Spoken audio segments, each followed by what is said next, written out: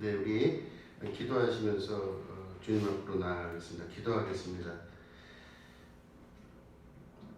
하나님 아버지, 감사하고 또 감사드립니다. 이 오후 예배 시간을 주께서 축복하신 줄로 믿습니다. 구별하신 이 시간을 하나님께서 함께하여 주셔서 주님 말씀 듣고 그 말씀을 따라 살 수 있는 결단의 시간과 또 성령님께서 우리를 이끄시는 것을 알 수 있는 축복의 시간 되게 하여 주시옵소서. 감사드리며 예수님의 이름으로 기도드립니다. 아멘. 예, 우리 하나님 말씀 함께 보시겠습니다. 요한복음 13장 20절부터 25절까지의 말씀입니다.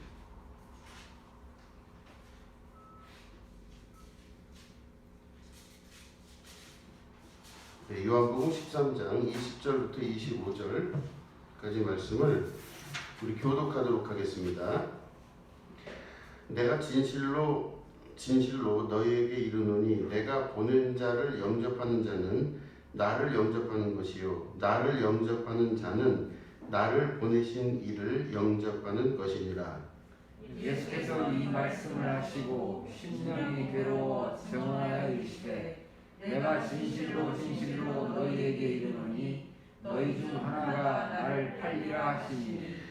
제자들이 서로 보며 누구에게 대하여 말씀하시는지 의심하더라. 예수의 제자 중 하나 곧 그가 사랑하시는 자가 예수의 품에 의지하여 누웠는지라. 시몬 베드로가 머릿짓을 하여 말하되 말씀하신 자가 누구인지 말하라 하니 그가 예수의 가슴에 그대로 의지하여 말하되 주여 누구니까. 아멘. 예, 오늘은 그 섹션이 이렇게 두 군데로 나눠져 있습니다. 첫 번째는 20절 말씀입니다. 내가 보낸 자를 영접하는 자는 곧 나를 영접하는 것이고 나를 영접하는 자는 곧 나를 보내신 이를 영접하는 것이니라 이렇게 말씀하십니다. 이 말씀을 잘 아십니다. 그래서 우리가 사람을 대할 때 어떻게 대해야 되는지에 관한 분명한 말씀을 하십니다. 그때 당시에 예수님 당시에 종교적인 그 세계는 이렇게 하이어라키 구조라고 합니다. 그러니까 위에서부터 밑으로 이렇게 내려와요. 그러니까 다시 말해 낮은 신분의 사람이 있고 또 높은 신분의 사람이 있고 뭐 중간적인 사람이 있습니다. 그래서 사람이 만든 사회는 계급 질서가 존재를 합니다. 그래서 사람이 만든 사회는 모두 다 위에 사람이 있고 밑에 사람이 있고 이렇게 조직이 만들어지고 또 그렇기 때문에 위에서부터 밑으로 이렇게 계속 내려오거나 밑에서부터 위로 올라가는 구조가 사람이 만든 사회에서는 어디나 있습니다. 그런데 이걸 하이어라키 구조라고 하는데 그러면 그 당시에 하나님을 섬기고 또 하나님을 믿는 사람들은 사람들이 만든 구조로 가지고 가면 안 되는 거예요. 원래는. 왜냐하면 세상에 교회가 있다면 세상이 있고 또 여기는 하나님의 나라가 있지 않습니까? 근데 하나님의 나라는 통치 질서가 그렇게 되지를 않아요. 하나님의 나라는 사람의 나라와 똑같다면 여기서 낮은 삶을 살던 사람이 하늘나라에 가서도 낮은 사람의 삶을 살아야 되잖아요. 우리의 생각으로 치면 거기 가서도 천국에 가서도 또 계급적인 질서라든가 사람의 신분이 그대로 적용이 되면 안 되잖아요. 그렇죠? 그러면 안 돼요. 그러니까 하나님 나라는 하나님 앞에 누구나가 다 자녀들이고 평등하다는 걸 우리는 알고 있어요. 그래서 하나님이 나를 우주랑도 안 바꾸겠다고 말씀하는 것이 예수님 말씀이에요. 그냥 사람이 만든 구조와 하나님이 만든 구조는 그래서 다르거든요. 그러니까 천국은 어떤 사람이라 할지라도 뭐 이 땅에서 아주 낮은 삶을 살던 사람이라도 천국에 가서는 하나님의 자녀가 되는 축복을 누리게 되고 여기서 아무리 높은 일을 하고 사는 사람일지라도 천국에서 왕 노릇하는 건 아닌 거죠. 그러니까 다시 말해 하나님 나라에서의 질서와 사람 질서가 다른데 예수님 당시의 종교적 질서는 그 하나님 나라를 구현하는 교회임에도 불구하고 거기는 계급 질서가 존재를 했어요. 그 계급의 투쟁들이 있었습니다. 사두개파와 바리새파와의 투쟁, 또 그 안에서도 그 제사장들과 뭐 그런 나머지 사람들과의 투쟁들 뭐 이런 것들이 계속 있으면서 서기관, 바리새인, 종교인들이 다 서로 계급 질서를 나눠 먹는 어떤 그런 식의 구조를 가지고 있었습니다. 그래서 예루살렘을 성전을 중심으로 해서 힘과 능력이 뛰어난 그 사람들이 똘똘 뭉쳐갖고 자기들 그 영역을 넘어오지 못하게끔 만들고 하는 일들도 그 사이에 있었어요. 그러니까 사람들이 무의식적으로 받아들이는 거는 세상은 그런가 보다. 저 사람은 성직자니까 저렇게 좋은 대접을 받고 성직자니까 아주 귀한 일을 하고 사는구나 이렇게 생각을 했어요. 근데 나는 그렇지 않으니까 낮은 직급에 있어도 된다 이렇게 생각을 하는 거죠.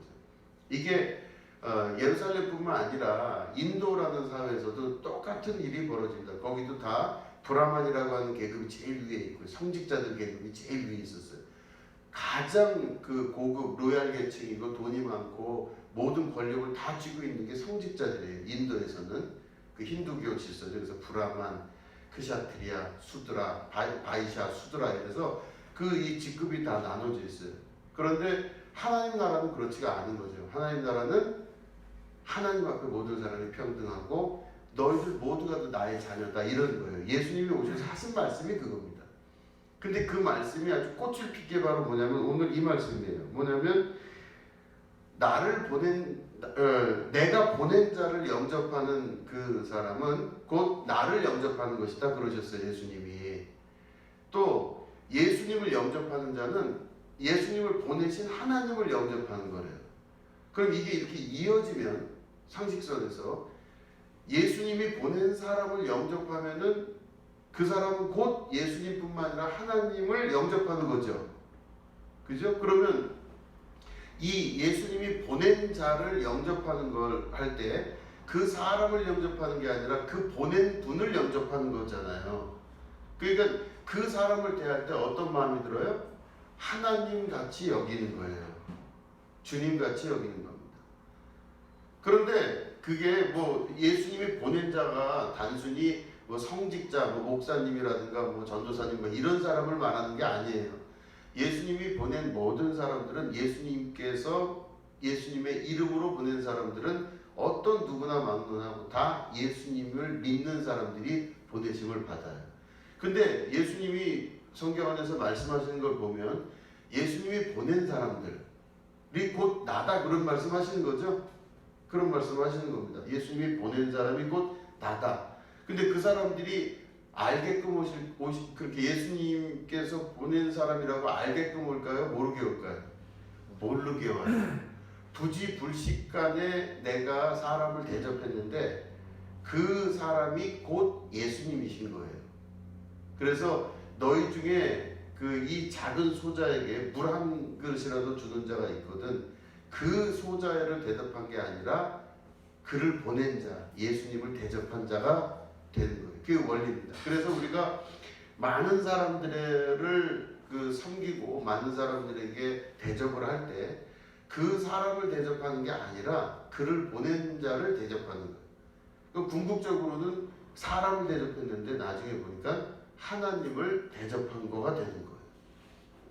이게 그러니까 결국에는 그 말은 하이어라키 구조죠. 이 신분 질서가 분명히 갖춰져 있었던 그 고대 예루살렘, 그 이스라엘이라는 나라의 신분 질서를 봤을 때 누구를 대접하려고 그러면 대접받을 자와 대접받지 않을 자가 있어요. 분명히 구별됩니다. 내가 발을 닦아줄 사람이 있고 내 발을 누가 닦아줄 사람이 있으면 그 신분에 의해서 결정이 나는 겁니다. 그러니까 내가 아무리 닦고 싶어도 저 사람 발을 안 닦을 수가 없어요. 왜냐하면 신분적으로 그렇지가 않다 이거죠. 그러니까 그 신분이라고 하는 바운더리가 그 경계가 결국엔 사람과 사람 사이를 계급으로 나누게 되는 거예요. 그러니까 결국에는 그거를 넘어서신 분이 누구냐면 예수님이세요. 예수님이 그 경계를 넘어서셔서 누구든지 지난주에 우리 설교 기억하시겠죠? 누구든지 이것을 알고 행하는 자는 복이 있다 그러셨어요. 뭐냐면 내가 다른 사람의 발을 씻는 행위가 남들이 볼 때 다 제일 천박한 사람이 발을 씻어주는 거잖아요. 낮은 직급에 있는 그 신분의 사람이 막 발을 씻어주는데 내가 그 사람 발을 씻는 행위이기 때문에 내가 이렇게 천박한 사람이다, 이게 아니라는 겁니다. 이걸 알고 그래도 그거를 행하는 사람은 복이 있는 거예요. 예를 들어서 여기 있는 사람 중에 막 이렇게 그냥 그 소자, 그죠? 그 소자라면 작은 자인데 키가 조그맣거나 무슨 뭐 어린 아이거나 그런 의미라기보다는 약한 사람이에요. 그러니까 좀 가난하고 어렵고 힘들고 그런 사람을 도왔어요. 그럼 그런 사람을 돕는 게 내가 그 사람에게 대접을 하면은 그런 사람이 나한테 원래 대접을 하고 내가 그만큼 위치에서 이렇게 받아야 되는데 이렇게 생각하는 생각을 갖고 있는 사람이라면 그 사람을 만약에 대접을 했다 그러면 내가 그 사람보다 낮아졌다는 뜻이에요. 그 뜻이. 그 사람을 이렇게 서브를 한 거죠. 그게 그러나 그걸로 인해서 내가 그것을 알고 행하는, 다시 말해 내가 그 행동함으로 말미암아 낮아지는 것이 아니라 나는 그를 높임으로 말미암아 오히려 예수님 뜻을 이루어가는 것이다. 이걸 알고 행하는 사람은 복이 있을 거다. 예수님이 말씀을 하십니다. 예수님께서 하신 말씀 중에서 팔복도 있고 여러 가지가 있지만 복에 대한 개념이 그 팔복 이외에는 잘 나오질 않아요. 그런데 여기서 복이 있다 하시는 그 말씀은 알고 행하는 자, 다시 말해 내가 누군지에 대한 신분을 명확히 알고, 신분은 결국 나는 누구냐? 사회에 의해서 주어진 그런 사람이 아니라 하나님의 자녀라는 걸 알고 어떤 일이든 대접을 하고 낮은 곳에 가서 사람들의 발을 씻기는 그걸 한다면 여러분들에게 반드시 복이 있게 된다고 하는 것입니다. 그렇기 때문에 어떤 사람을 대할 때, 그 사람을 볼 때 우리가 꼭 기억해야 되는 건 왜 나에게 저 사람을 보냈나라고 한번 생각을 해보실 필요가 있어요. 이제 저 같은 경우도 이 설교 준비하면서 제일 힘들었던 부분이 뭐냐면 미워 죽겠는데 아주 꼴보기 싫은 사람이 이제 왔어요. 근데 만약에 예수님 말씀대로 하자면 그 사람을 예수님이 보내셨다면 어떻게 하실 거예요? 갑갑하죠? 갑갑해요. 꼴보기 싫은 사람을 보내셨는데 왜 근데 서로 보셔요? 꼴보기 싫은 사람을 보냈는데 이 사람 만나니 너무 꼴보기 싫어요. 아주 그냥 속에서 부글부글 끓어올라요. 생각만 할수록 막 짜증나요. 그런데 이 말씀에서 탁 걸리는 겁니다. 그럼 걸리면 그 걸리는 게 잘못됐냐? 아니죠. 좌우의 날이선 검과 같이 하나님의 말씀은 우리의 좌우 골수를 쪼개고 부순다 그러셨죠? 그러니까 결국에 내 골수가 쪼개지는 순간이에요. 아무리 봐도 왼수인데 그걸 보내셨어요, 주님이. 그러면 그를 어떻게 해야 돼요? 주님 섬기듯이 해야 돼요. 참 저도 부담되는 말씀입니다. 노력하면 돼요. 노력하자 이거죠. 참 힘든데 그거를 해야 돼요. 이게 어쩔 수 없다는 겁니다. 그래서 우리가 어떤 상황에 이렇게 몰입이 되거나 매몰이 되면 내 주변 상황이 그냥 골로 빠지게 됩니다. 이게 뭐야? 도대체 이게 뭐야? 이렇게 생각하는데 그렇게 생각하지 마시고 한 번쯤 더 잠깐 쉬셔서 생각을 해보세요. 하나님이 나에게 보내셨다 하면, 주님이 보내셨다 하면 저런 사람을 뭔가 뜻이 있겠구나. 그러니까 저도 이렇게 보면 쭉 이렇게 자라나오는 동안 이렇게 쭉 겪었던 사람들이 막 속상하게 만들고 막 꼴보기 싫고 막 왼수 중에 왼수가 있고 나 정말 잊지 못하겠다 하는 그런 이런 순간들이 있었어요. 그 사람들 때문에. 근데 그런 사람들이 이렇게 있습니다. 근데 그 사람들이 만약 없었으면 지금의 저는 있을 수가 없어요. 가만히 생각을 해보면 그 사람이니까 내가 이렇게 바뀐 거예요. 그 사람 아니었으면 절대로 안 바뀌어요. 근데 딱 필요한 시기에 필요한 사람이 있었던 겁니다. 그래서 사람을 만들어 가시는 하나님의 그 뜻이 우리 안에 내부에 있는 것들을 다 인격이나 문화 확장을 시키고 만들어 가시는 그 모든 걸 보니 보내실만 할 때 보내신 게 맞아요. 그래서 참 감당하기 어려운데 그 감당하기 어려운 것들을 이렇게 만들어 가시면서 우리에게 이 말씀을 하시는 겁니다. 내가 보낸 자는 대접하면 나를 대접하는 것이고, 나를 대접하는 것이 곧 하나님을 대접하는 것이다. 근데 이 대접이란 말이 이제 우리나라 말로 그런데 영어는 서브입니다. 서브.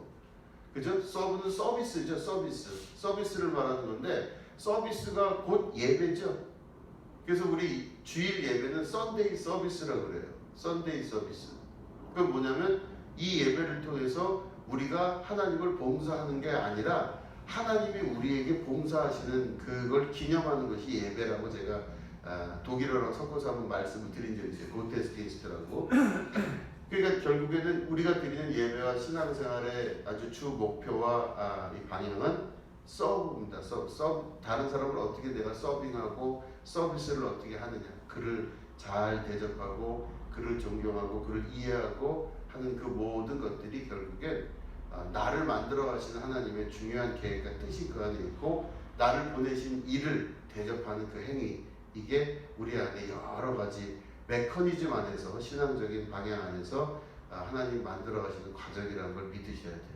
그러니까 여러분 주변에 그런 사람을 만나셨다면 그래도 주님 보내셨을 것이라 믿으시고 참고 이해하시면서 한 번 정도 잘 해보시는 게 좋을 것 같습니다. 우리 주인들이 전부 유영이 얼굴만 쳐다봐요. 주여.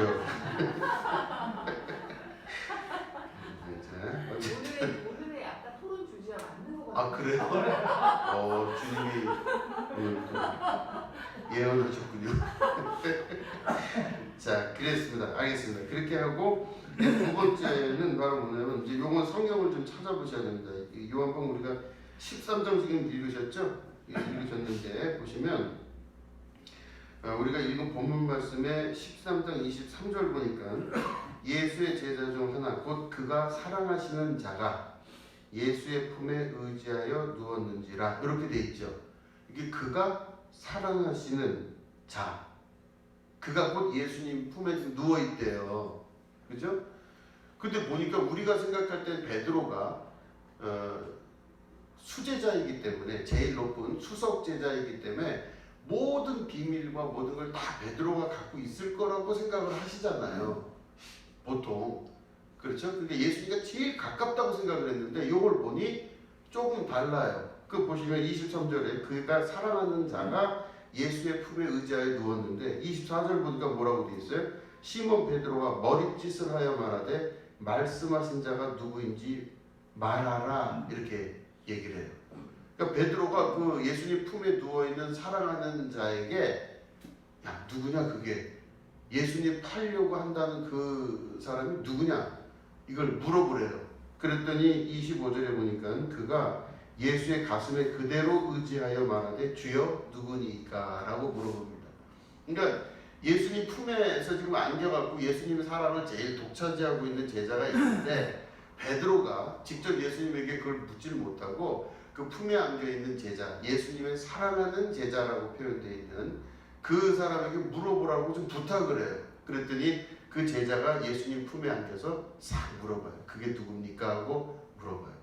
요걸 보면 지금 우리가 알고 있는 베드로가 모든 정보를 다 알고 있고 수제자이고 최고의 지도자며 이렇게 생각을 했는데 예수님과 가장 긴밀하게 연결해서 속 깊은 것까지 아는 자가 누구냐? 보면은 사랑하는 자예요. 그죠?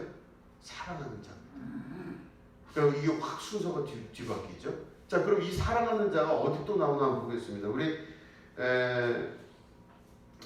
19장, 그죠? 요한복음 19장 한번 보시겠습니다. 요한복음 19장 26절 말씀을 보겠습니다. 먼저 찾으신 분이 읽어주세요. 요한복음 19장 26절입니다. 예수께서 자기 어머니와 사랑하시는 제자가 곁에 서 있는 것을 보시고 자기 어머니께 말씀하시되 여자여 보소서 아들이니이다. 아멘.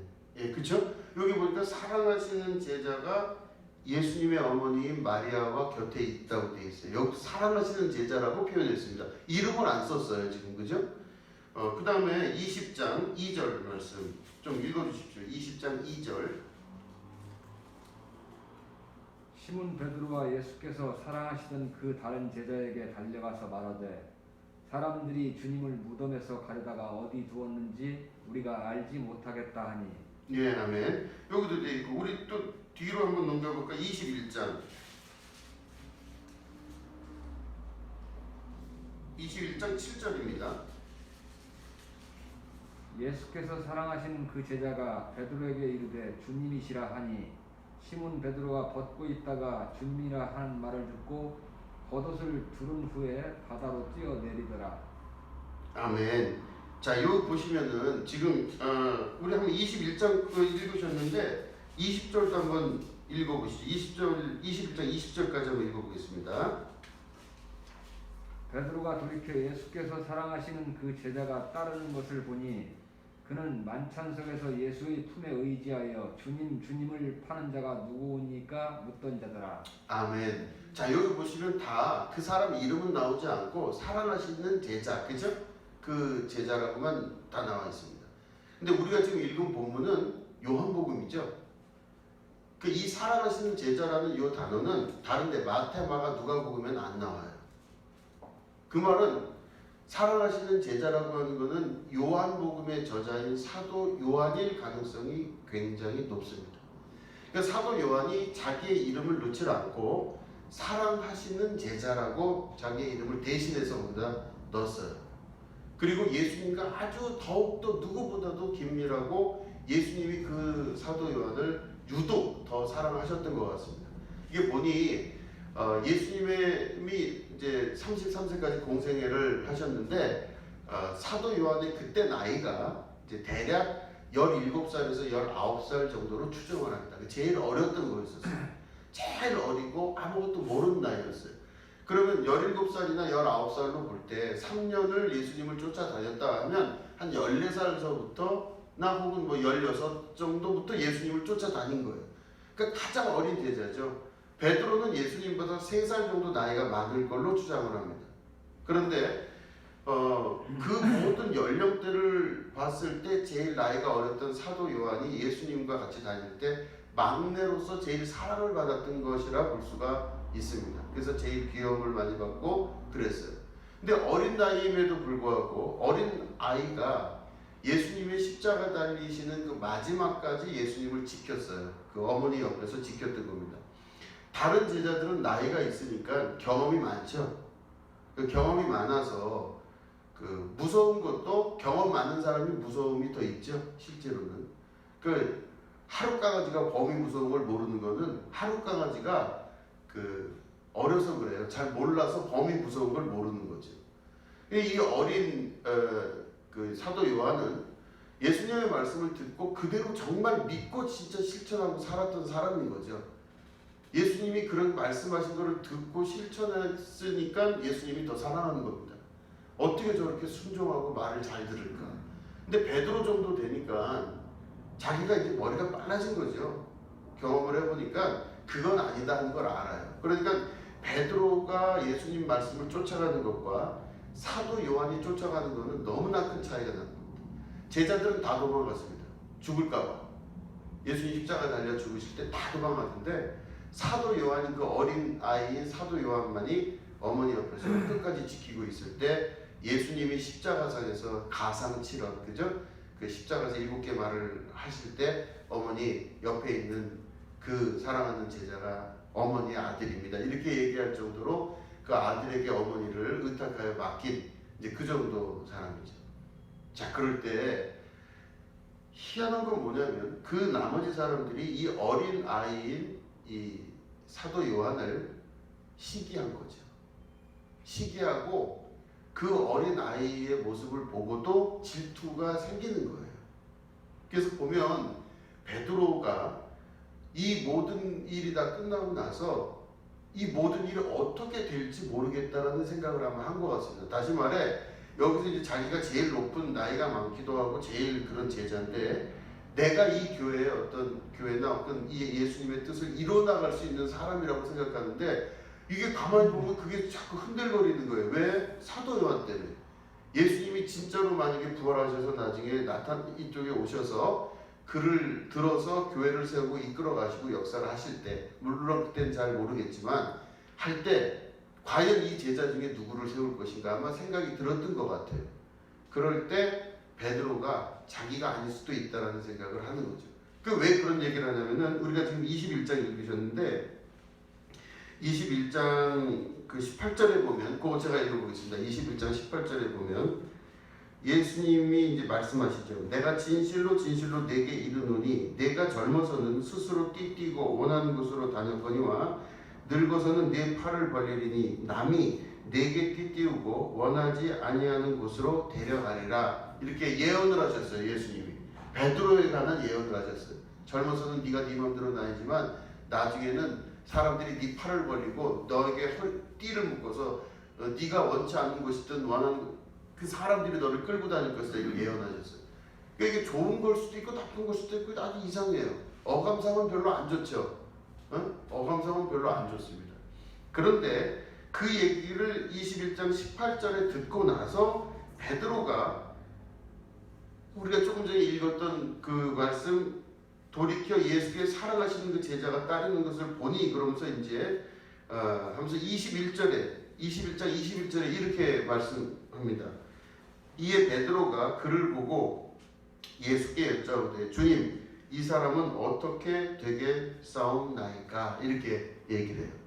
그러니까 베드로는 지금 예수님의 예언을 들었을 때 별로 기분이 좋진 않죠.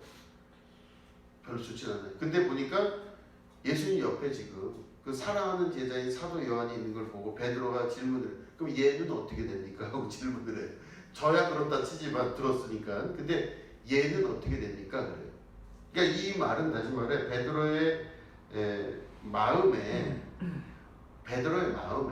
여러 가지 갈등과 질투와 이런 것들이 다 포함돼서 그 감정이 밖으로 나오게 된 거예요.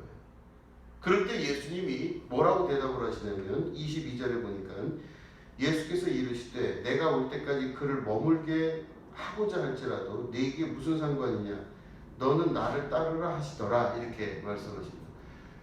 얘가 사도 요한이라고 하는 이 친구와 너가 있는데 이 친구가 잘 되건 못 되건 여기에 머물게 하건 하나님 나라로 데리고 올라가건 천국에 보내고 그게 너랑 무슨 상관이냐 그렇게 말씀하세요. 그러면서 뭐라고 그러시냐면 23절이죠. 예수의 말씀은 그가 죽지 않겠다 하신 것이 아니라 내가 올 때까지 그를 머물게 하고자 할지라도 네게 무슨 상관이냐 하더라. 그러니까 결국 그 말씀이세요. 너랑은 상관이 없다 이 말씀이십니다. 다시 말해 얘가 어떻게 되건 걔가 어떻게 되건 그거는 별로 중요한 게 아니라 너는 나를 따르라 이게 가장 중요하다는 말씀이세요. 다시 말해 우리는 이 사람과의 관계, 이 사람은 어떻게 될지 옆에 사람은 어떻게 될지에 대해서 우리가 막 생각을 해요. 쟤는 사랑을 더 받고 그러니까 얘는 나보다 훨씬 잘 될 것이다. 우리 머릿속으로 상상을 하죠. 그런데 그게 아니라 예수님께서 말씀하신 베드로에게 말씀하신 그 결론은 바로 뭐냐면 옆에 사람이 어떻게 된다 할지라도 지금 가장 중요한 건 너와 나와의 관계가 제일 중요하다 그래요. 너와 나와의 관계. 이 말씀은 제가 지지난주에서부터 말씀드린 것처럼 사도행전의 역사, 다시 말해 예수님께서 부활하시고 난 이후에 성령이 오셔서 성령이 강력하게 이끄시는 그리스도의 영이 이끄시는 그 믿음의 세계 가운데로 우리가 들어가게 되는데 그 성령이 어떻게 임했다 그랬죠? 각 사람 머리 위에 임했다고 제가 말씀을 드렸잖아요. 그러니까 다시 말해 하나님은 옆에 사람과 나를 비교해서 이 사람을 더 복주고 이 사람을 더 힘들게 하고 이런 비교를 하면서 전체를 운영하는 것이 아니라 나와 너와의 단 둘이 있는 관계가 제일 중요하다 말씀하시는 거예요. 그 당시 사람들은 옆에 있는 사람과 나를 비교하는 일이 일반적이었습니다. 왜냐하면 저 사람의 신분이 바뀔 수도 있고 더 나아질 수도 있고 또 안 좋게 떨어질 수도 있고 고통당할 수도 있고 여러 가지가 있잖아요. 그래서 사람은 누구나 그렇습니다. 옆에 있는 사람을 보고 나를 비교 평가하게 돼요. 아, 저 사람이 그러니 나도 이렇겠구나. 저 사람이 저러니 나도 이렇겠구나. 그래서 옆에 있는 사람을 비교를 하고 나서 하나님과의 관계를 설정을 합니다. 저 사람은 어떻게 되겠습니까? 하고 물어봐요. 나한테 이렇게 하셨는데. 근데 예수님 말씀을 보니 그 사람이 어떻게 되든 무슨 상관이냐. 너랑 나와의 관계가 중요하다. 그 말은 다시 말해 예수님 말씀을 그전에도 하셨듯이 기도할 때 어디로 돌아가라고 그러셨죠? 골방으로 돌아가라고 그러셨어요. 골방으로 들어가라. 골방으로 들어가면 깜깜한 곳에서 아무도 없이 하나님과 나와 단 둘이만 있는 곳입니다. 근데 왜 골방으로 들어가라 그랬냐면 그 당시 사람들은 기도할 때 어떻게 기도했냐면 삼거리에 서서 많은 사람들이 지나다닐 때 긴 옷을 입고 하늘을 향해 두 팔을 벌리고 가장 경건한 모습과 가장 아름다운 모습으로 기도를 했어요. 금식을 해서 얼굴에 막 그냥 막 금식한 티가 나게 막 해서 사람들로부터 거룩하게 보이고 성스럽게 보이고 뭔가 있음직하게 보이는 것을 굉장히 중요시 여겼어요. 그러니까 다시 말해 내가 어떤 행위를 함으로 말미암아 사람들로부터 평가받는 걸 굉장히 좋아했고 또 내 행위뿐만 아니라 다른 사람의 행위도 내가 그렇게 판단하고 비판을 하고 그 평가를 둔 겁니다. 그러니까 이 사람들의 진짜 신앙생활은 어떤 모습이었냐면 다른 사람을 통해서 인간관계 안에서 신앙생활의 기준이 마련된 거였었어요. 옆에 사람이 잘 되냐 못 되냐, 내가 잘 되냐 못 되냐, 내가 어떻게 되냐 마냐. 그래서 밖에서 나를 지키기 위해서 기도를 할 때도 그렇게 기도를 하고 보이게 기도하고 신앙생활 잘하는 것처럼 이렇게 만들고 성직자들은 더욱더 거룩한 척 해야 되고 이렇게 해서 사람들 사이에 많은 것들이 실제의 모습과는 전혀 다른 모습으로 이게 변화해 나가는 겁니다. 그럴 때 예수님이 뭐라고 기도하셨냐면 밖에서 기도하는 걸 그렇게 좋아해요. 그냥 막 밖에서 이렇게 기도하고 기도 잘한다, 기도 대단하다, 뭐 저 사람 능력 있다 이런 소리를 듣기 좋아하는 사람들을 보고 뭐라고 그러시냐면 그렇게 하지 말라고 그러신 거예요. 골방으로 돌아가라고 그러세요. 그러면 그 들은 사람들이 기분 좋을까요? 나쁠까요? 나쁘죠. 내가 밖에서 이렇게 기도하는 걸 좋아하는 사람인데 막 두 손 들고 막 사람들 앞에서 막 그 사람들이 칭찬하고 막 대단하다, 능력 있다, 뭐 영적이다 이 말 듣는 걸 좋아하는 사람인데 그거 하지 말고 골방에 들어가서 기도하라 그러면요 시험 들어요.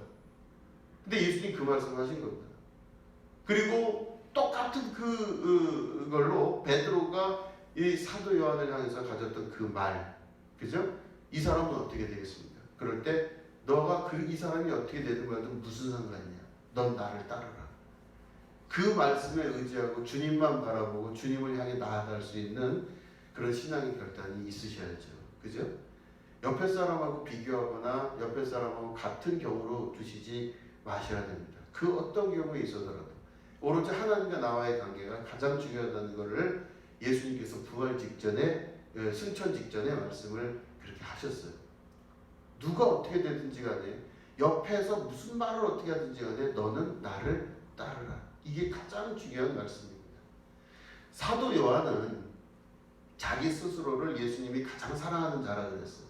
그러니까 요한복음을 우리가 읽으면서도 뭘 느낄 수 있냐면 이 제자들 사이에 묘한 질투와 혹은 사랑의 쟁취에 관한 그런 메커니즘이 있었다 이걸 아시면 돼요. 그래서 왜 그토록 도마를 제자들이 별로 안 좋아했는지, 도마는 왜 의심 많은 도마로밖에 안 그려졌는지, 그죠?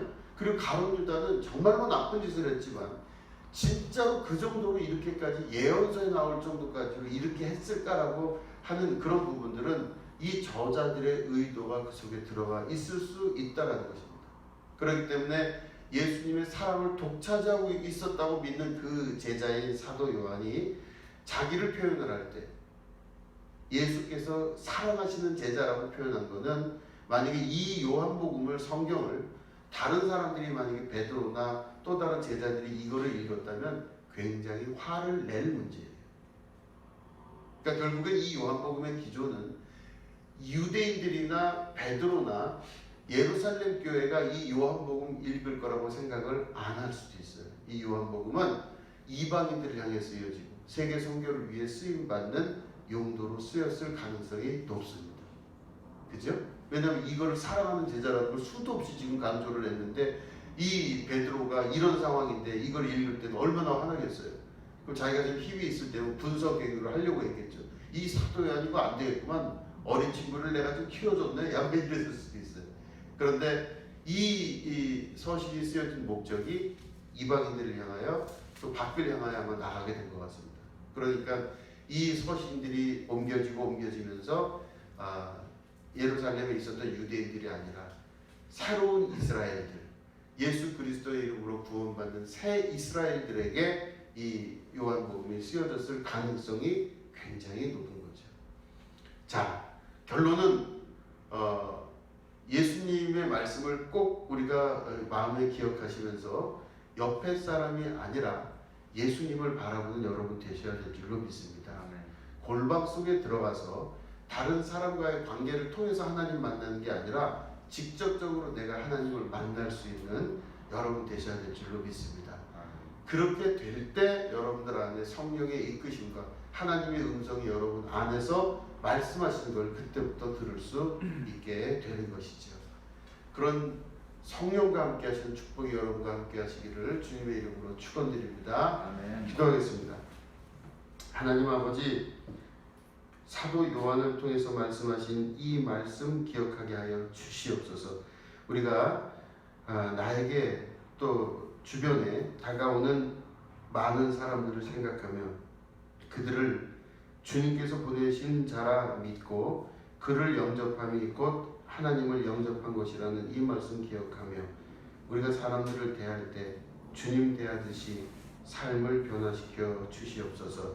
그리고 또한 우리가 주변 사람들 보고 비교하며 신앙생활하지 말게 하시고 오로지 나를 바라보시고 나를 따르라 하시는 주님의 음성 믿고 주님만 바라보는 축복된 자녀들 되게 하여 주시옵소서. 감사드립니다. 예수님의 이름으로 기도드립니다. 아멘.